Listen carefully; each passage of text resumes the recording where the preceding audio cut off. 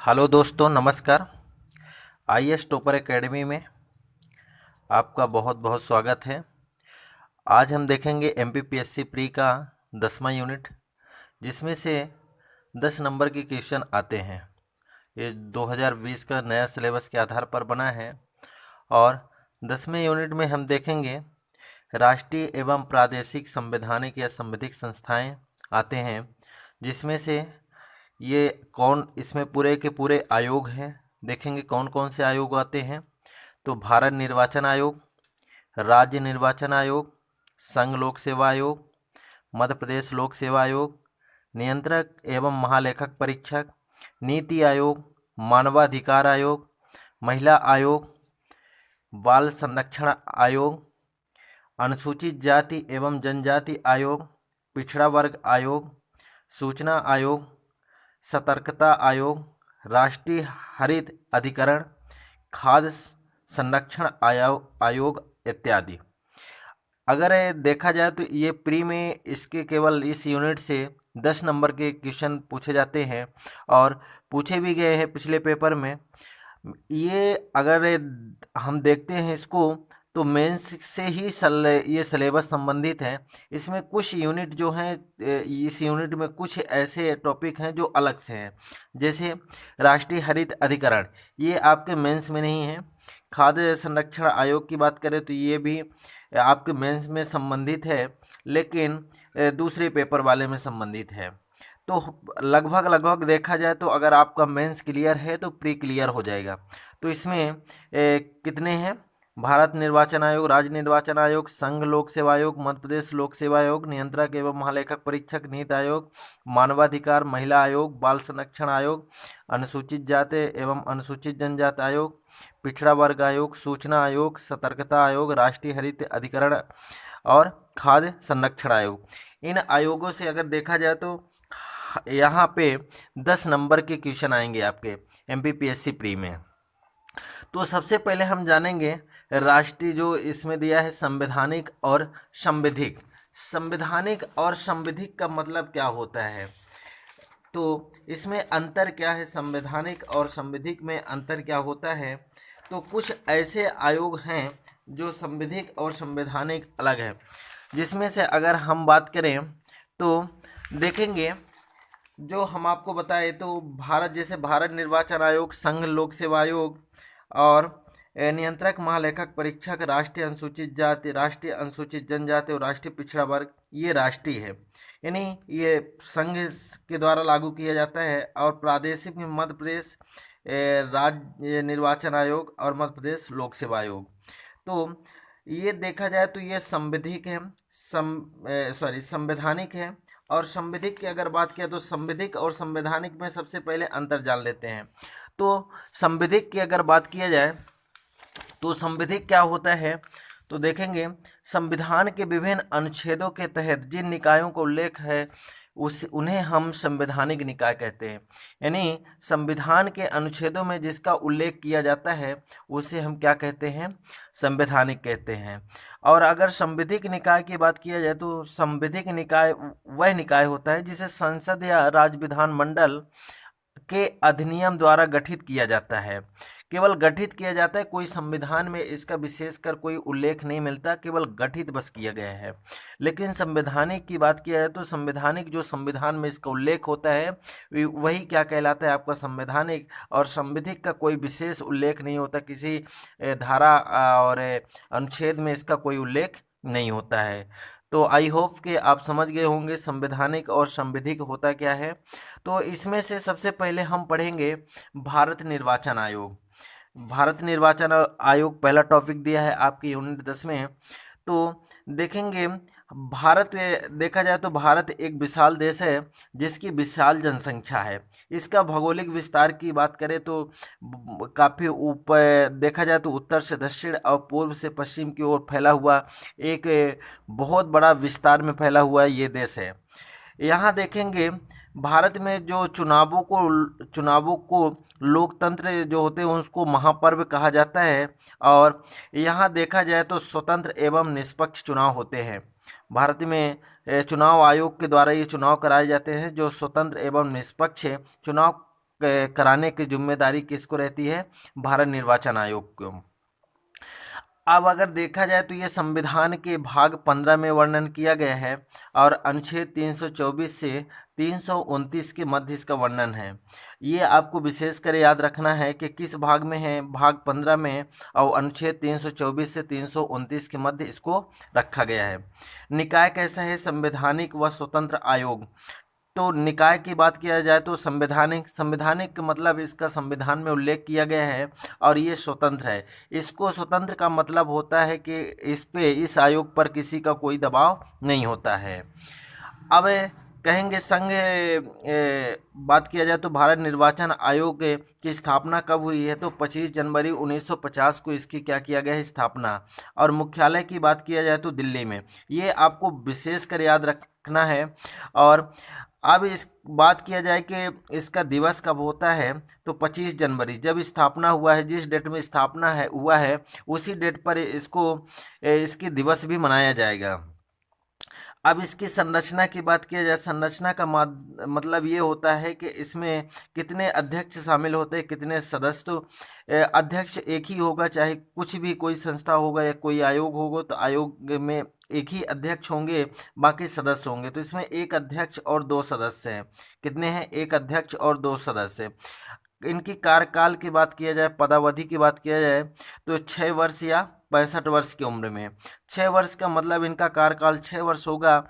अगर कोई व्यक्ति 65 वर्ष के पहले अगर उसका कार्यकाल 6 वर्ष से पूर्ण हो जाता है तो उसकी कार्यकाल समाप्ति हो जाएगी। अगर कोई व्यक्ति 62 वर्ष की आयु में भारत निर्वाचन आयोग का अध्यक्ष या सदस्य बनता है तो अगर उसकी आयु सीमा 65 वर्ष पूरी हो जाती है लेकिन उसका कार्यकाल पूरा नहीं होता तो भी वो उसका कार्यकाल समाप्त माना जाएगा। अब भारत निर्वाचन आयोग की नियुक्ति कौन करेगा? तो भारत निर्वाचन की नियुक्ति राष्ट्रपति के द्वारा किया जाता है। किसके द्वारा किया जाता है? राष्ट्रपति के द्वारा। और अगर इनको किसी कारण बस त्याग पत्र देना होगा तो ये किसको देंगे? राष्ट्रपति को देंगे। भारत निर्वाचन आयोग के जो भी अध्यक्ष या सदस्य अगर किसी कारण बस उनको त्याग पत्र देना होगा तो किसे देंगे? राष्ट्रपति को देंगे। अब इसके बात किया जाए कि ये एक बहुसदस्यीय निकाय है। कैसा है? बहुसदस्यीय निकाय। बहुसदस्यीय निकाय का मतलब ये होता है कि इसमें एक सदस्य नहीं है, इसमें कई सदस्य हैं। तो सबसे पहले देखेंगे कि शुरुआत में ही ऐसा था कि आगे चल के ये बदलाव हुआ है। तो 1950 से लेकर 1989 यानी 1950 से जो जब वो स्थापना हुआ है 25 जनवरी 1950 से 15 अक्टूबर 1989 तक ये एक सदस्य निकाय था। मतलब इसमें एक ही सदस्य थे, चाहे वो अध्यक्ष के ही रूप में मानिए चाहे सदस्य के रूप में मानिए, लेकिन एक ही थे तो एक सदस्य निकाय बोला जाता था। लेकिन आगे चल के 16 अक्टूबर 1989 को इसके ज़्यादा काम के भार होने के कारण इसको बहुसदस्यीय के रूप में मतलब इसके सहयोग के लिए कुछ अन्य सदस्य इसमें जोड़ दिए गए, मतलब शामिल कर दिए गए। तो काम के भार को कम करने के लिए बहुसदस्यीय बनाया गया, जिसमें से एक अध्यक्ष और 2 सदस्य हुए, जो टोटल मिला के 3 लोग हुए इसमें। फिर आगे फिर देखेंगे 1990 में इसको फिर एक सदस्य बनाया गया। 1989 में बहुसदस्यीय बनाया गया यानी 3 लोग हो गए। लेकिन 1990 में फिर 2 सदस्यों को हटाकर केवल एक रखा गया तो जो एक सदस्य हो गए। लेकिन इसके भार बढ़ने के कारण, कार्य पूरा न होने के कारण इसको 1993 में फिर बहुसदस्यीय बनाया गया, जो वर्तमान में भी अगर देखेंगे तो एक अध्यक्ष और 2 सदस्य हैं। तो वर्तमान में बहुसदस्यीय निकाय है। तो भारत निर्वाचन आयोग कैसा निकाय है? बहुसदस्यीय निकाय है। ये कई बार सवाल ऐसे पूछे जा चुके हैं तो आपको ध्यान रखना है। हटाने की प्रक्रिया अगर देखा जाए तो भारत निर्वाचन आयोग को हटाया कैसे जाएगा, इसका किस प्रक्रिया से, क्या एक साधारण विधि से, एक विशेष विधि से, के आधे राज्यों की सहमति से कैसा हटाया जाएगा? तो हटाने की प्रक्रिया की अगर बात किया जाए तो उच्चतम न्यायालय के न्यायाधीश के समान, जैसे उच्चतम न्यायालय के न्यायाधीश को हटाया जाएगा उसी प्रकार इनको भी हटाया जाएगा। सेम प्रक्रिया होगी, अलग से अलग कोई प्रक्रिया नहीं है, दोनों का सेम प्रक्रिया है। इसके बाद निर्वाचन आयोग के अध्यक्ष की बात किया जाए तो प्रथम महिला अध्यक्ष है। निर्वाचन आयोग में प्रथम महिला अध्यक्ष कौन थे आयोग के? तो श्रीमती वीएस रमा देवी। बहुत बार पूछा जा चुका है कि निर्वाचन आयोग के प्रथम महिला अध्यक्ष कौन थे, तो श्री वीएस रमा देवी थे। वर्तमान में श्री सुशील चंद्र जो 24वें नंबर के हैं, सुशील चंद्र जो 24वें नंबर के। और पुरुषों में अगर बात की जाए तो प्रथम अध्यक्ष श्री सुकुमार सेन थे। तो मुख्य रूप से अगर देखा जाए तो निर्वाचन आयोग, एक मिनट, निर्वाचन आयोग के प्रथम अगर अध्यक्ष की बात किया जाए तो कौन थे? श्री सुकुमार सेन थे। लेकिन वर्तमान की बात की जाए तो श्री सुशील चंद्र, और महिला में बात किया जाए तो श्री वीएस रमा देवी। मुख्य रूप से श्री सुकुमार सेन पहले थे और रमा देवी बाद में बनी है, लेकिन महिला में देखा जाए तो ये पहले थी। अब निर्वाचन आयोग संबंधित संसदीय प्रावधान कुछ लाए गए थे, जिसमें से जन प्रतिनिधित्व अधिनियम 1950 से तथा 1951 के मध्य लाया गया। परिसीमन आयोग 1952 में लाया गया। ये परिसीमन आयोग को विशेषकर ध्यान रखना है कि कब लाया गया, क्योंकि अभी एमपी में देखा जाए तो पंचायत चुनाव नहीं हुए। ये परिसीमन आयोग और रिजर्वेशन के चलते काफ़ी समय से लटका है, तो इसको हमें विशेषकर ध्यान रखना है कि परिसीमन आयोग कब लाए गए, तो 1952 में लाए गए। आगे देखेंगे और कुछ ऐसे संबंधित प्रावधान लाए गए, जिसमें से राष्ट्रपति तथा उपराष्ट्रपति निर्वाचन अधिनियम कब बनाया गया? 1952 में ही बनाया गया। फिर निर्वाचन रजिस्ट्रीकरण अधिनियम 1960 में किया गया। निर्वाचन संचालन नियम 1961 में लाया गया। अब निर्वाचन आयोग के कार्य क्या होते हैं, निर्वाचन आयोग का काम क्या होता है, वो उसको क्यों बनाया गया निर्वाचन आयोग का? तो निर्वाचन आयोग का कार्य होता है कि संसद और विधानमंडलों से निर्वाचनों के लिए मतदाता सूची तैयार करना। जो संसद और विधानमंडल से संबंधित जो है, तो उसका निर्वाचन से संबंधित जो भी सूची की ज़रूरत होगी तो किसके द्वारा तैयार किया जाएगा? चुनाव आयोग के द्वारा किया जाएगा। और संसद और विधानमंडल यानी लोकसभा और विधानसभा की अगर बात किया जाए तो ये केवल भारत निर्वाचन आयोग देखेगा, किसी राज्य निर्वाचन आयोग के द्वारा नहीं देखा जाता है। फिर मतदाता को फोटो युक्त मतदाता पहचान पत्र जारी करना, ये निर्वाचन आयोग का कार्य है कि हर मतदाताओं को वह फोटो युक्त पहचान पत्र जारी करना। फिर चुनाव तिथियों और अनुसूचियों की घोषणा करना, एक चुनाव तिथियों की निश्चित से चुनाव तिथियों की घोषणा करना, अनुसूचियों की घोषणा करना। नामांकन पत्रों की जांच करना, जो उम्मीदवारों के द्वारा भरा गया नामांकन पत्र है उसकी सही तरीके से जांच करना। निर्वाचन क्षेत्रों का सीमा तय करने की प्रक्रिया, जिसको हम परिसीमन कहते हैं। फिर चुनाव संबंधी तैयारी का जांच करना, ये देखेंगे, ये देखता है कि चुनाव संबंधित कितनी तैयारी हो गई, अभी शेष कितनी बाकी है, तो ये चुनाव आयोग का कार्य है। फिर चुनाव संबंधी विवादों का निपटारा करने के लिए अधिकारियों की नियुक्त करना। जो चुनाव संबंधी विवाद होंगे तो खुद नहीं करता निपटारा, चुनाव आयोग खुद नहीं करता, उसके लिए अधिकारियों की नियुक्त करता है और अधिकारियों के माध्यम से इसका जो भी चुनाव संबंधी विवाद होंगे उसके वो अधिकारी उसका क्या करेंगे? निपटारा करेंगे। राजनीतिक दलों को मान्यता देना, जो नए या पुराने राजनीतिक दल हैं उनको पुराने राजनीतिक दलों को तो पहले से ही मान्यता प्राप्त है, लेकिन जो नए राजनीतिक दल हैं उभर के आए हैं उनको मान्यता देना। तथा चुनाव चिन्ह आवंटित करना, प्रत्येक राजनीतिक दल को अलग अलग चुनाव चिन्ह आवंटित करना। फिर प्रचार प्रसार के लिए समय का निर्धारण करना, जितने जो राजनीतिक दल हैं उनके लिए एक निश्चित समय सीमा पर प्रचार प्रसार करने के लिए समय देना, वही समय का निर्धारण होगा। फिर विधानसभा सदस्यों की अयोग्यता जांच के लिए राज्यपाल को सलाह देना।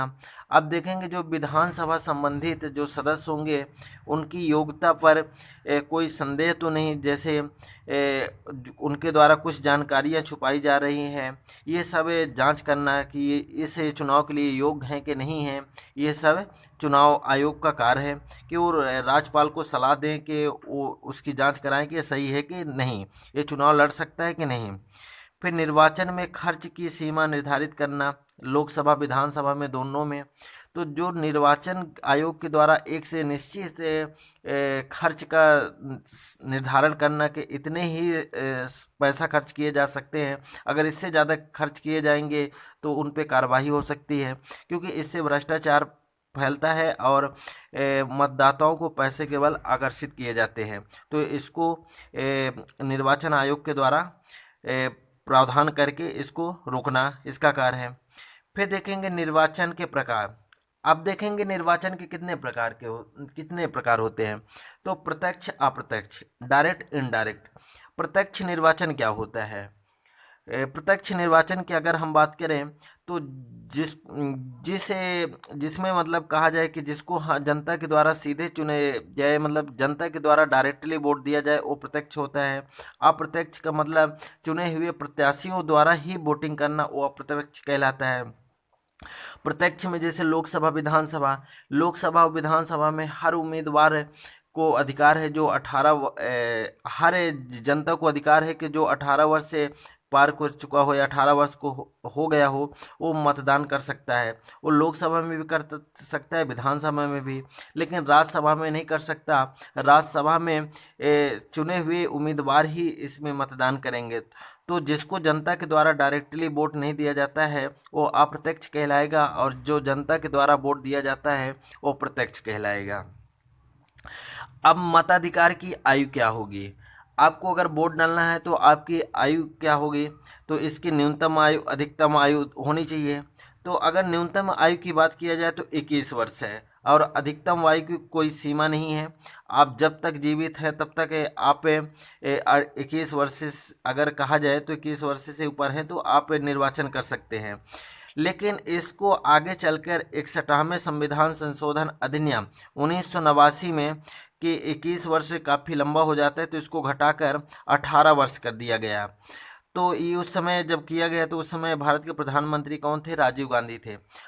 इसको विशेष कर ध्यान रखना है, क्योंकि ये भी कई बार पूछा जा चुका है कि किस संविधान संशोधन के तहत मताधिकार की आयु घटाकर मतलब 21 वर्ष से घटाकर 18 वर्ष कर दी गई। तो 61वें संविधान संशोधन 1989 में इसको ऐसा किया गया है।